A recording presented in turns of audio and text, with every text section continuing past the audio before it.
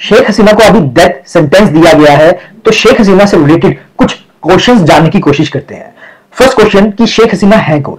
शेख हसीना बांग्लादेश के prime minister रह चुके हैं और ये लॉन्गेस्ट सर्विंग प्राइम मिनिस्टर रह चुके हैं।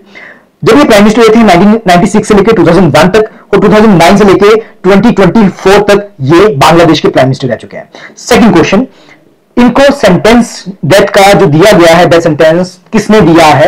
ये दिया है इंटरनेशनल क्राइम ट्रिब्यूनल ने दिया है, और उस टाइम ये एब्सेंट भी थे, मतलब प्रेजेंट नहीं थे। अब वो प्रेजेंट क्यों नहीं थे? क्योंकि शेख हसीना इंडिया में आ चुके हैं और इंडिया ने उनको एक तरह से अजाइलम दे रखा है कि शेख हसीना को खतरा है अपने ही देश में, बांग्लादेश में उनको खतरा है, तो वो अभी इंडिया में है। उसके बाद शेख हसीना को डेथ सेंटेंस क्यों दिया गया? क्या रीजन था? कुछ तो रीजन होगा।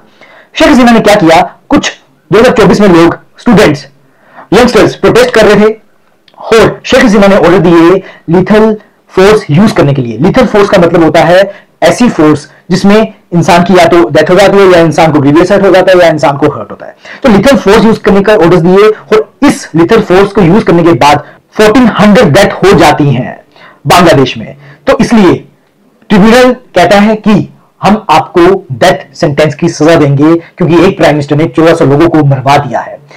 अब जो ये प्रोटेस्टर थे, ये क्यों प्रोटेस्ट कर रहे थे? इसका रीजन क्या है? जो स्टूडेंट प्रोटेस्ट कर रहे थे वो जॉब कोटा सिस्टम के लिए प्रोटेस्ट कर रहे थे, तो इसलिए लिथल फोर्स यूज करने के लिए बांग्लादेश के प्राइम मिनिस्टर ने ऑर्डर्स दिए। अब यहां पर क्वेश्चन राइज होता है कि अब इंडिया क्या करेगा?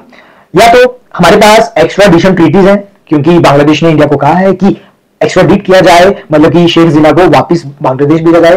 तो अब यहां पर क्वेश्चन राइज होता है कि इंडिया अब इस चीज के ऊपर क्या एग्जीक्यूशन करेगा।